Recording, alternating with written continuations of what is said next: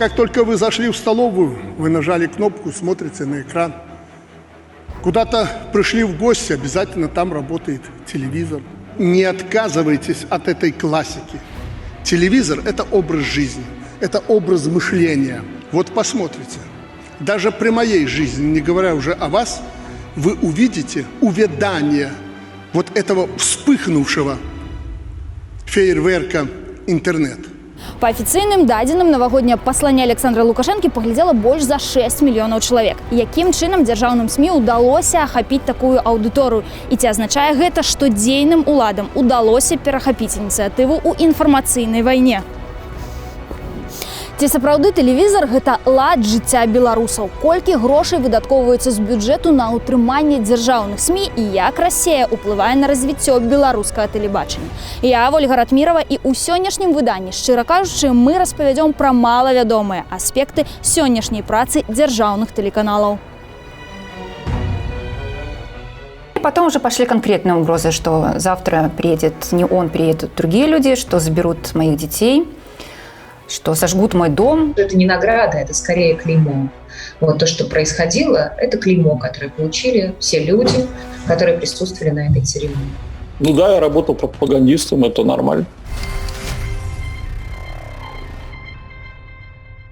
Белтэлерадыёкампанія – галоўны медыахолдынг краіны. У 2020 годзе на яго ўтрыманне з рэспубліканскага бюджэту было закладзена 124 мільёны рублёў. На ахову навакольнага асяроддзя беларусы трацяць на 23 мільёны менш. А ці дапамагаюць бюджэтныя грошы дзяржканалам падтрымліваць добры рэйтынг?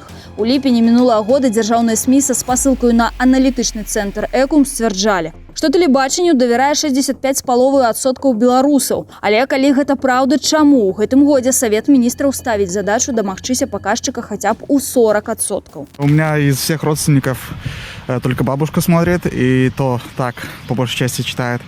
А так, наверное, больше никого не знаю, чтобы кто-то телевидение смотрел. Ну, мы вообще живем в общаге, у нас телека нет, и даже когда домой приезжаем, как-то особо к нему не подходим. Все новости в основном из интернета берутся. Телеграм в основном. Ну, НТВ мне нравится, Россия, Вести, ОНТ очень нравится. Теперь. Что показывает, то и смотрим. Есть отличные независимые каналы от государства, которые повествуют, в принципе, настоящую новость, то, что реальная обстановка вокруг, то, что происходит. А есть зависимые, всем известные БТ, ОНТ и так далее. Телевидение – это не наше все это интернет. Сысці з Белтэлерадыёкампаніі прыйшлося тэлевядучай Кацярыне Пытлівай. Прычынай канфлікту з начальствам стаў пост у інстаграме, у якім журналістка асудзіла жорсткія затрыманні мірных дэманстрантаў яшчэ падчас перадвыбарнай кампаніі. І ўжо тады Кацярына была не адзінай супрацоўніцай БТ, у каго гэты факт выклікаў абурэнне. Прямо нам не говорилось о том, что нам можно писать, а что нельзя. И нам дали понять, что нужно поддерживать тех коллег, которые работают на новостях, которые, так скажем, озвучивают политику партии, политику государства, потому что в этом и есть миссия Белтелерадиокомпании. Но я поняла, что я молчать дальше не буду, а оставаться и молчать для меня это неприемлемо, поэтому я и ушла. Пасля звальнення з галоўнага дзяржаўнага тэлеканала краіны Кацярына сышла ў YouTube і цяпер займаецца праектам «Маланка Ньюс». Основная идея «Маланки» — это честные новости, это рассказывать о том, что происходит, давать аналитику, давать актуальные новости, делать это каждый день. Если это насилие, мы называем это насилием. Если это нелегитимная власть, мы называем это нелегитимной властью. Мы говорим, как есть. Не пажадаў выдаваць у эфір аднабокую, на яго думку, інфармацыю пра пратэсты ў Беларусі ўжо былы вядучы навін Сергей Козлович. Па словах тэлежурналіста, 10 жніўня ён падышоў да кіраўніцтва з просьбай адхіліць яго на час ад эфіраў, але яму прапанавалі напісаць заяву на звальненне. Получив расчет, понял, что я июль и вот начало августа в эфире работал бесплатно. Там дело в том, что моя основная ставка, не ставка, получается, моя зарплата складывается в основном из премии. И этой премии меня не лишили, но сделали ее минимальной, в 10 рублей. В 10 рублей. 15 жніўня каля будынка Белтэлерадыокампаніі прайшла масавая акцыя пратэсту і яе супрацоўнікаў. На размову з імі выйшлі старшыня БТ Іван Эйсмонт і кіраўніца Савета Рэспублікі Наталья Качанова. Але размовамі праблема не вырашылася, дзесяткі журналістаў абвясцілі страйк.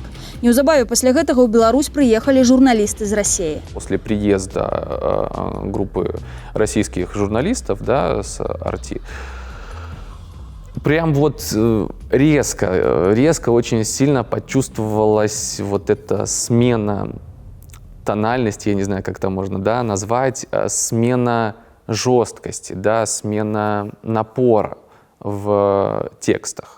В первую очередь, да, были задействованы новостные бригады, и, насколько я поняла, также были задействованы еще и люди, которые сидели на кнопке эфира, ибо все-таки Белтелерадиокомпания — это режимный объект, и, естественно, там должны были всеми способами предотвратить возможные там провокации, саботаж.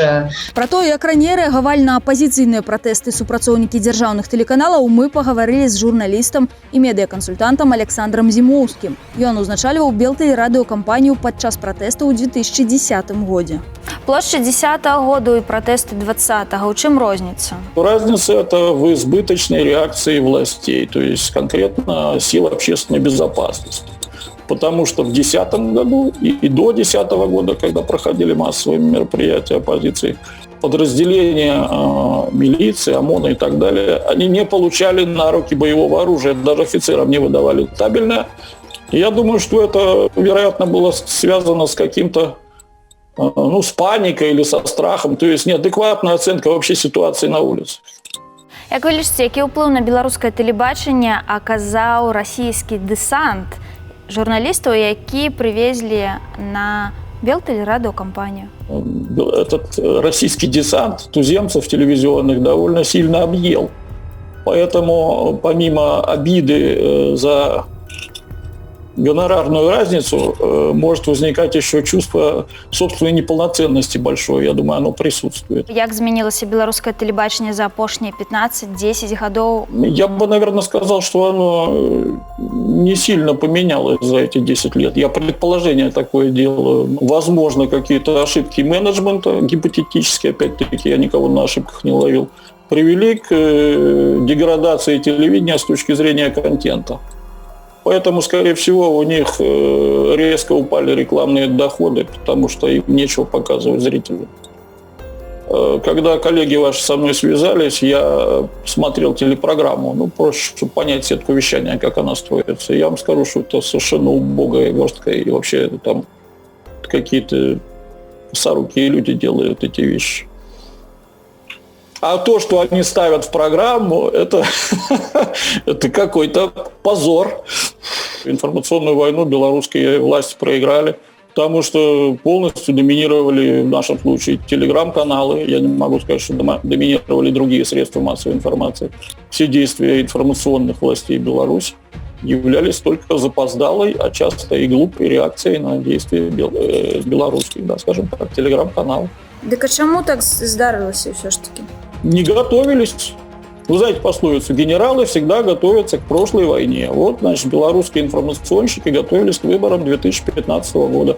А может, даже 2010, я не знаю. Час от часу вас называют пропагандистом. Вы згодны с такой формулировкой чи не? Я ее не отрицаю. Да, я работал пропагандистом, это нормально.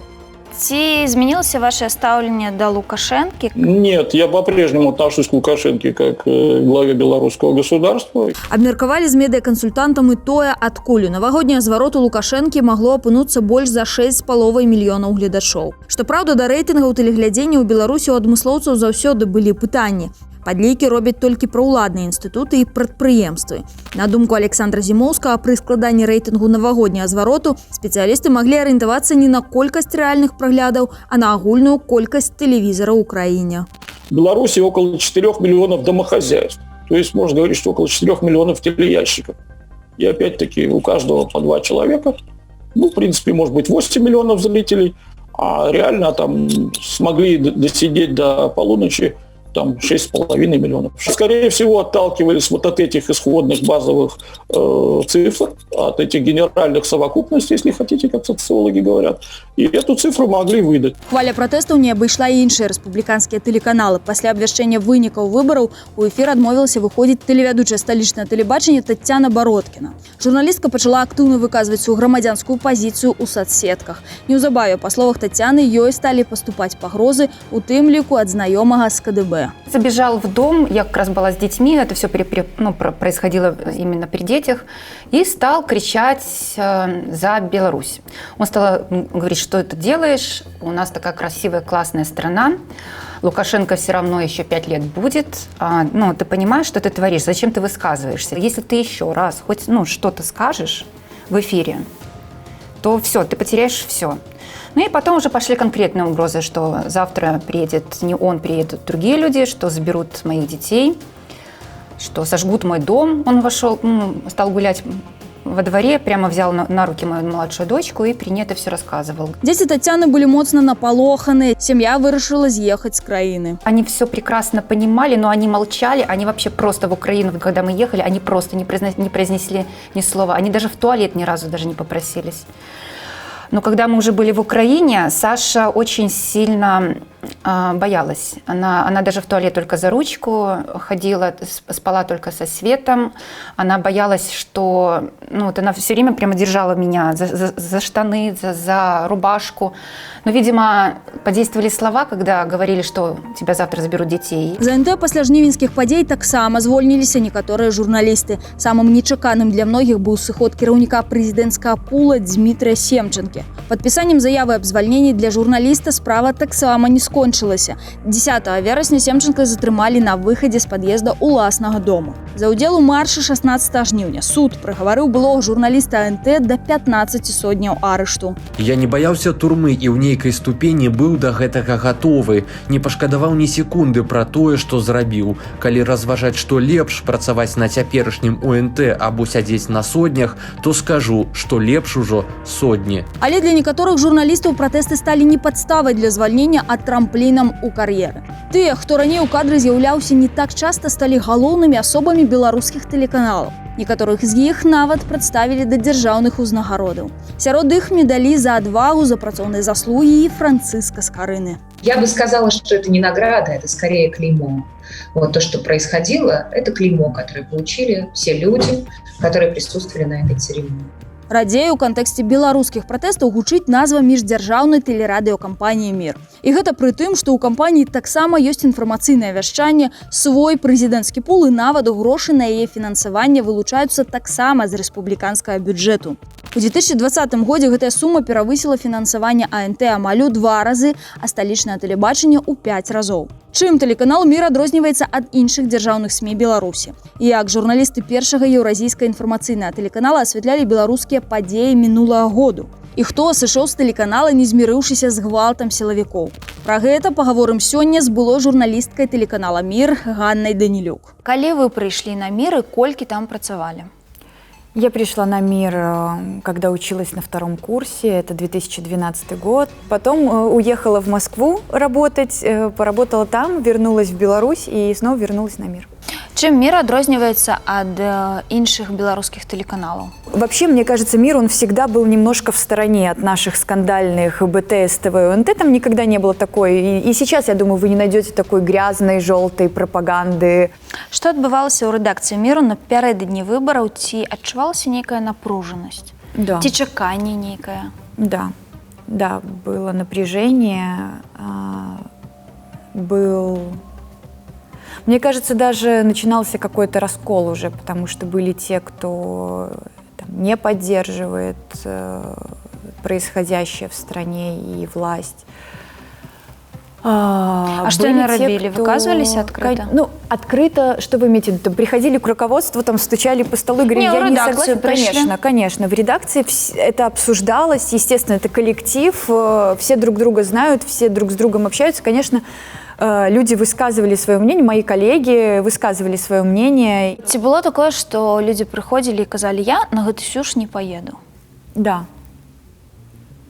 Я отказалась делать сюжет о досрочных выборах. Я понимала, что я в своем сюжете не смогу сказать, что эти цифры, которые вот нам сейчас называют, могут подвергаться сомнению. И вообще-то там эксперты настоящие в них не верят. И там вот почему. Вот я понимала, что мы этого сказать не можем. А ці былі хваляванні пасля выбараў 9 жніўня, што выдавалі эфир, што адбывалася ў рэдакцыі?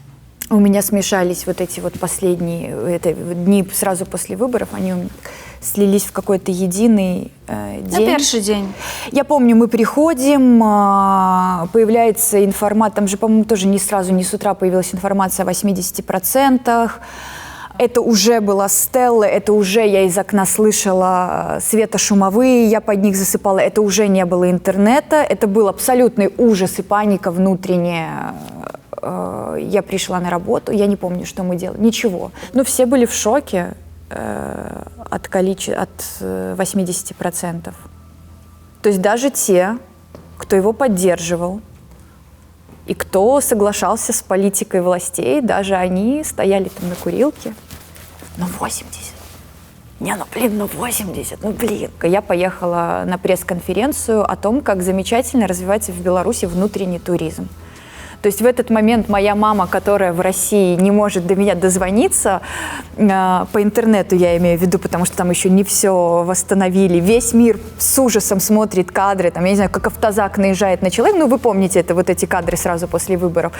Мама не может до меня дозвониться, мы рассказываем, как у нас внутренний туризм замечательно развивается. Вот вы сошли из миру, чем занимаетесь теперь? Сейчас я занимаюсь своим проектом, нашим проектом. Мы создали с уволившимися и уволенными коллегами YouTube-канал.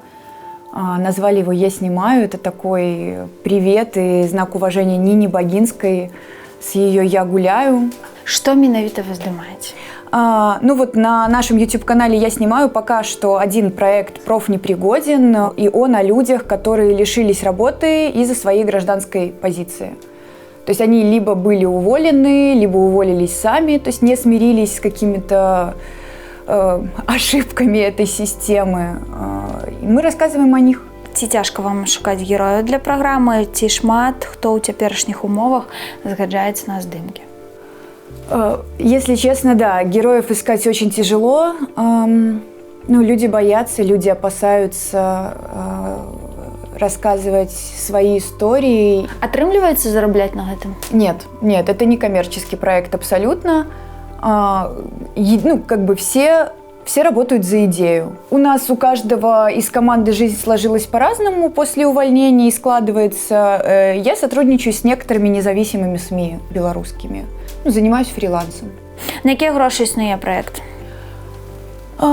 Смотрите, это же как бы YouTube, тут особенно свои деньги ты на бензин нужно вкладывать, там, если куда-то поехать, а так у всех, например, то есть в аренду технику мы не берем, потому что у нас знакомые операторы снимают, у них, как правило, есть свое оборудование. У вас великая команда, что это за люди? Нет, это небольшая команда совершенно, нас 5 человек, это авторы, журналисты, которые уволились, либо были уволены с телеканала «Мир», это один из них, режиссер, которого уволили, кстати, за причастность к нашему проекту, то есть когда на «Мире» стало известно, что он имеет некоторое отношение к проекту «Я снимаю», его уволили просто по щелчку пальцев, за сутки. При этом это был топовый режиссер, все мечтали с ним работать. Сколько человек звольнился? Ой, хороший вопрос. Смотрите, до моего увольнения в июле уволилась режиссер. Кстати, наша достаточно известная, она номинировалась от Беларуси, она выдвигалась на «Оскар» со своим документальным фильмом. Потом уволился оператор, мой очень хороший друг. В день выборов он сказал, что все, спасибо, хватит с меня. Потом увольняюсь я, потом увольняется ведущее лицо канала, которое отработало там больше, наверное, 15-20 лет на «Мире». Як на любым беларускім тэлеканале, напэўна, у «Міры» ёсць прэзідэнцкі пул. Угу. Оттуль люди сыходили? Нет. Более того, насколько мне известно, я не знаю, правда это или нет, насколько мне известно, туда даже аккредитовали еще нескольких человек, вот, которые были рядовыми новостниками. А ці збіралі наогул супрацоўнікаў міру, кіраўніцтва ці збірала і казала, што вы слухайте, зараз такое адбываецца ў краіне, наша палітыка такая и такая. Да, у нас, нам нельзя было ставить на аватарки рамки с бело-красно-белым флагом, нам нельзя было, ну скажем, не то, что нельзя, что значит нельзя, нежелательно было лайкать какие-то посты, в которых была альтернативная точка зрения, альтернативная редакционная, я имею в виду. Я лайкала, я постила в Инстаграм то, что я думаю, я писала в сторис, но предусмотрительно закрыв свои сторис от тех, кому я не доверяю. Дякую за шчырую гутарку. И вам спасибо. Я желаю, чтобы ваши журналистки Дарья Чульцова и Екатерина Андреева поскорее оказались на свободе и чтобы их дело завершилось максимально удачно для всех нас.